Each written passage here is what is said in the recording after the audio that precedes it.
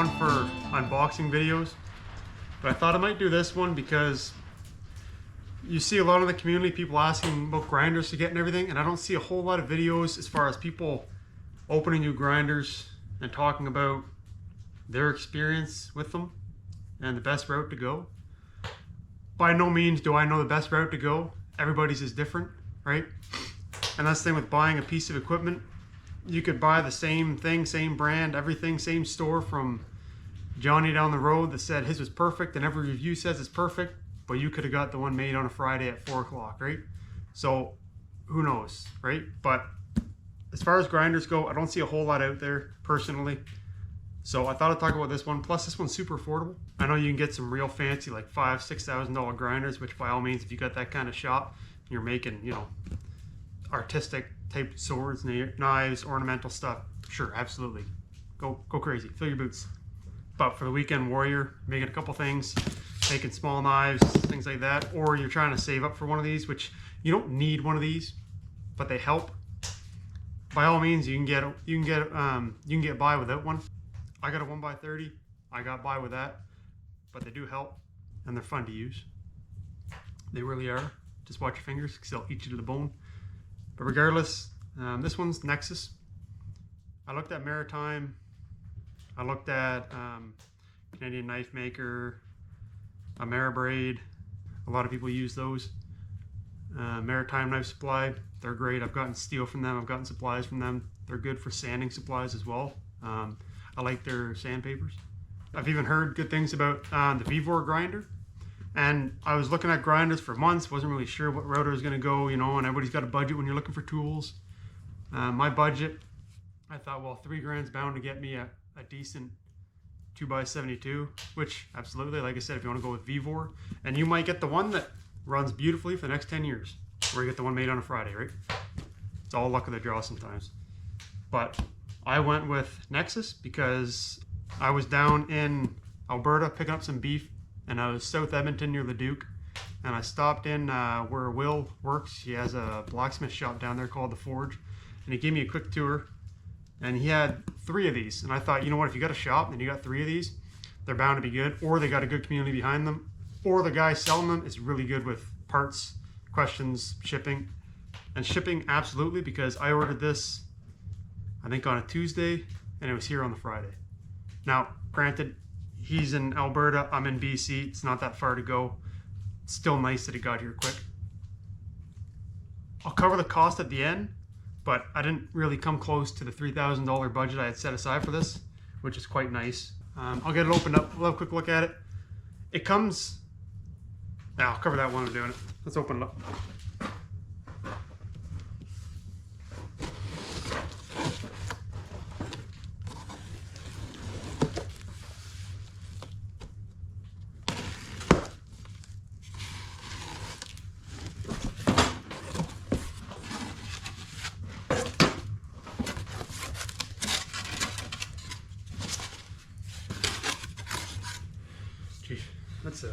That's a thick tool plate, holy crap. You can get an assorted, you can get different tool plates from them. I got medium. If I need it bigger, I can weld onto it, that's fine. That's not the end of the world. The grinder I had before this was a Vashidi, and that thing was absolutely wonderful. But before I moved here, I sold it because I was trying to sell some other equipment. And he wasn't biting on that, but I said, what if I sell you this as well? You know, and he kind of bought on that. He bid on that, so I was the reason I had to sell it. I had to sell things to make room. That's the way she goes. But Vashidi is made in Alberta as well.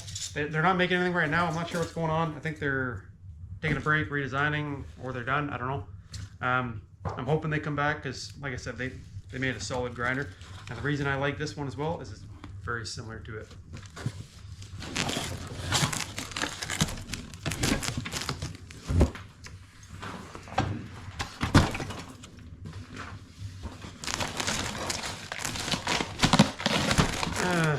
Drive wheel, belts.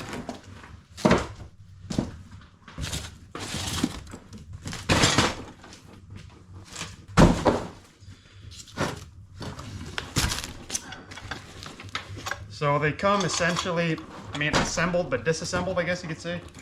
You gotta attach your motor. You gotta wire your motor, I'm pretty sure. We're gonna have a look into that. They come with your deplaten, which this looks pretty good. Pretty tickled with that. I like these because a lot of the times, like on the last one, the Machete, this thing here, the threads for your tracking wheel, they get pretty worn out, obviously. You're always cranking on them. But they're super easy to replace, and that's why I like these. You go to the store, you go to Grandpa's bin, whatever, you can find a bolt, slide one in, and you're good to go again, right? So it's nice.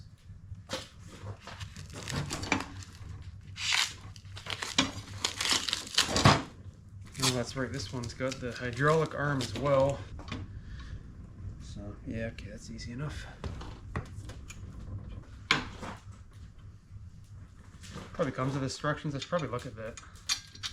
Make sure I'm doing all this right, but you've seen a couple, you've seen them all. Glass platen armrests, decent enough. I think it's 1.5 by 1.5, if I remember correctly. Yeah. So making new attachments for that's easy enough. You go to the store, you buy some 1.5 inch square bar, make your own assortment of attachments. That is nice. I'm actually kind of happy to see it has 3 spots as well, which is good because you can have your platen on there, your tool rest, and then if you wanted to, you can make a piece for jigs, which is nice because jigs are important. Jigs are key. Jigs help. Next. He sells 3-phase and 1-phase motors. I got single phase because I'm not doing 3-phase setup. I don't need that much power. I mean, don't get me wrong, more power is better. And I got a 2 horsepower motor because, especially with grinding, I like to have the power behind it. But they had 1 horsepower, 2 horsepower. I like 2 horsepower. My last one is 2 horsepower. My last one is 2 horsepower, and that thing didn't skip a beat. Manuals, no time for those. Oh, that's actually a different motor than what I saw in one of the other videos. So all the other videos I saw were 3 years old. Yeah, 2 horsepower. That's nice. Well, it's got the overload on it. I'm actually happy with that. So what is that? It's a TFC, so totally enclosed, fan cooled. Much better because when you're grinding, you get a whole bunch of crap in the air. You don't want that getting sucked into your motor through the fan. So that's nice. I'm tickled with that. But yeah, so they had 1 horsepower, 1.5, 2 horsepower. 2 horsepower, I think, is plenty. Even if you wanted to, you can just buy that, go to Princess Auto. Grab them when they're on sale, right? But there's no Princess Auto around us, not for a few hours. So I settled for this. Anyway, I gotta wire this myself, which I think should be in this one because you can buy everything to wire it yourself as well. I'm not an electrician, but I've done enough with wires that I should be able to get this done. And if I don't, there's YouTube. Belts, conditioning belts, scallop belts, which are good. Those feel like 80 grit. BSM. I think the last time I got combat abrasives, they had a sale come on. This is awesome. But these weren't too bad. You buy them in bulk, packs of 10s, save a bit of buck.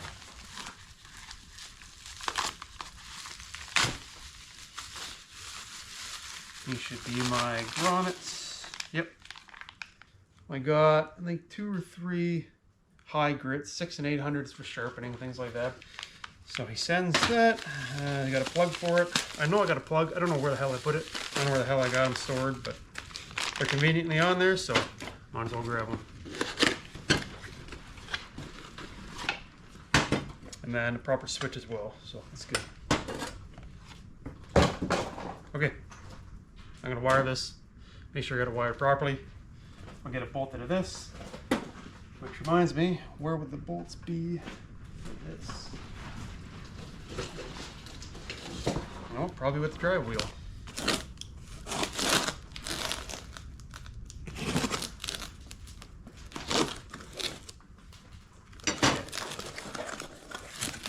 Hey, look at that. It's nice. I'm actually going to keep that on there where it's clean. And that should be everything. Absolutely. Sweet. Okay. Perfect. I'm going to go get this wired. And then we'll go from there. Okay, I went to school so you didn't have to. I got to wire it up. I'm just going to show you real quick because you know what? Some people are going to be asking anyway, but I'm not an electrician, okay? I'm just showing you how I got it hooked up. P2, T3, T5. If you look here, P2, T3, T8. I have my T5 on the T8 because it says to reverse either voltage, interchange T5 and T8. So my other line here, and that was line 1 where it says tape, which means just attach them together. They don't hook up to any wire. Your final one here, T2, T4, T5.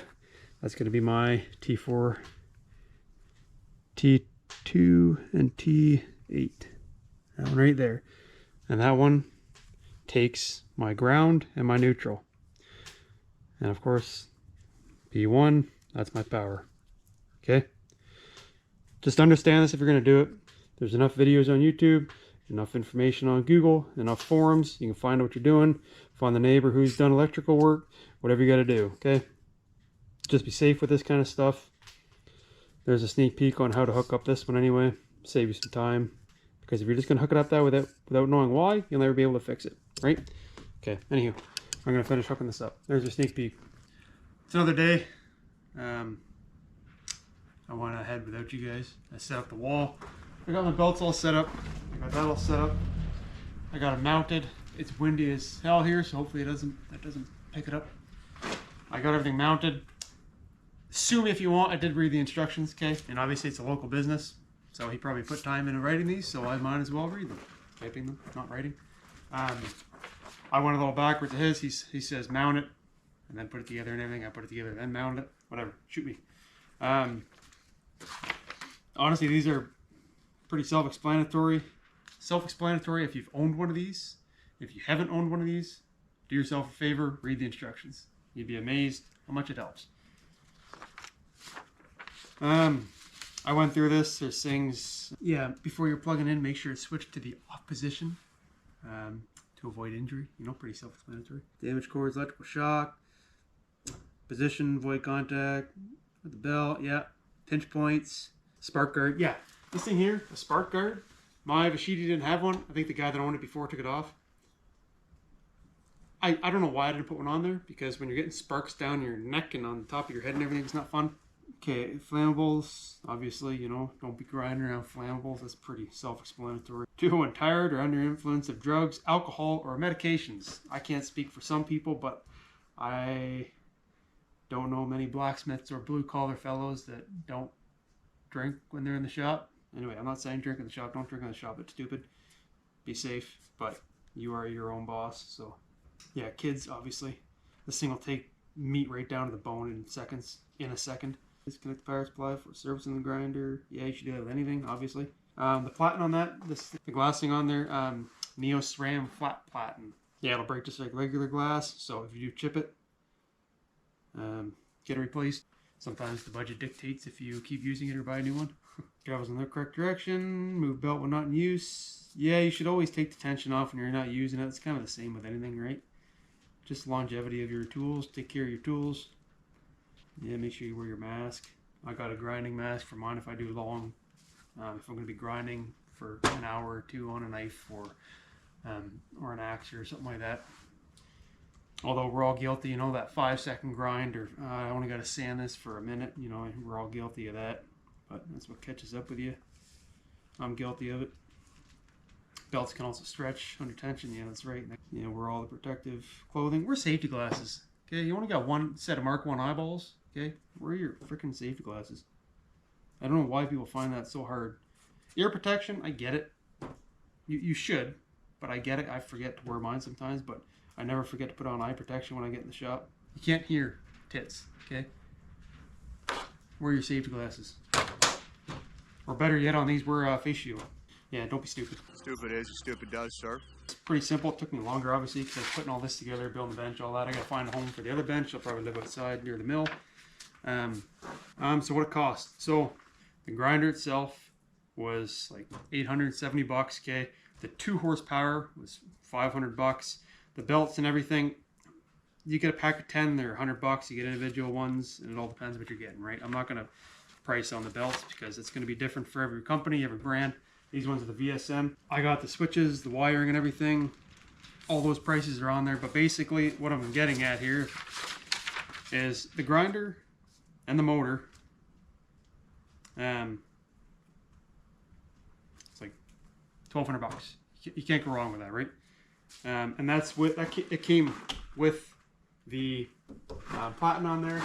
It came with the tool rest. Everything you see here, and I'm gonna get a better close-up of this. I'm just going over this.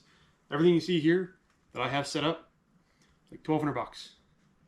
And even then, the body of this alone was $900, and that came with the platen, with the tool rest, without the motor. But you can get motors anywhere. You can get 1 horsepower, 1.5 horsepower. It all depends what you're doing on what you need.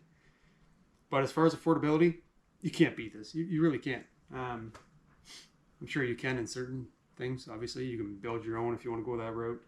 But as far as buying one locally, I'm tickled with this. Like I said, read the instructions, do yourself a favor. And also shipping on top of that. My total cost for this, the belts, the belts, and all the wiring was $2,400, just shy of $2,400. So $2,400. That's a lot of maple syrup. Most of that was shipping. Like my total just for the machine and everything was $1,950, just shy of $2,000. But you know, taxes on there, Canada Post, which I'm pretty sure if you pick it up from the shop, you don't have to pay shipping, obviously. But he's in Raymond, Alberta. That's near Lethbridge, south of Calgary. It's a long drive for me. Yeah, not everybody can afford them. You don't need them. Like I said, you can get away with grinders, files, a small 1x30 when they come on sale at Princess Auto or Harbor Freight if you're in the States, things like that. You can find them on Marketplace. You can do a lot when you want to get started. As far as buying one of these, blacksmithing is one of the easiest hobbies to get into. And Black Bear Forge has a great video on how to start out with minimal cost. And getting up to affording one of these, ornaments, small knives, it's all practice and small things that you can sell to be able to afford one of these, or if you don't need to afford one of these, to afford grinders, afford whatever you can to make the hobby enjoyable to you. Everybody thinks blacksmith, oh, you make knives. No, you don't have to just make knives. You can make tooling. You can make knives, obviously. Knives are fun. Who doesn't like to make knives? Ornamental, keychains, hooks, whatever you want. There's so many things you can do in the realm of blacksmithing that you can sell, profit from, to afford bigger machines or afford your own machines, your own tools. You don't need a large space. I've been fortunate enough to build this shop and have the room to do it. You can get away with a 10x10 tin shed. You can get anywhere, or build it out of scrap, or build it out of pallet wood. Some people do that. But every scenario is different. I understand that. I gave you guys a sneak peek on the wiring in there. So if you are having trouble, try that out. I am not an electrician. If it doesn't work for you, I don't know. Don't ask me. I don't know. It worked for me. Google it, YouTube, whatever. I'm not the kind of person you want to copy a test off of. Okay? If you're going to do it, like I said, understand it. Because it always helps to understand what you own so you can fix it. Anyway, we're going to go over this real quick. Okay, here's the setup. I got everything wired up. This cord kind of pinches on the bottom. I'm not a fan of that. I just drilled a hole so it runs out the bottom. So it comes out right under there, and then everything just comes through here. Wires into here and then back out the back for my power on the wall. But you can do that however you want. Obviously, it's your machine.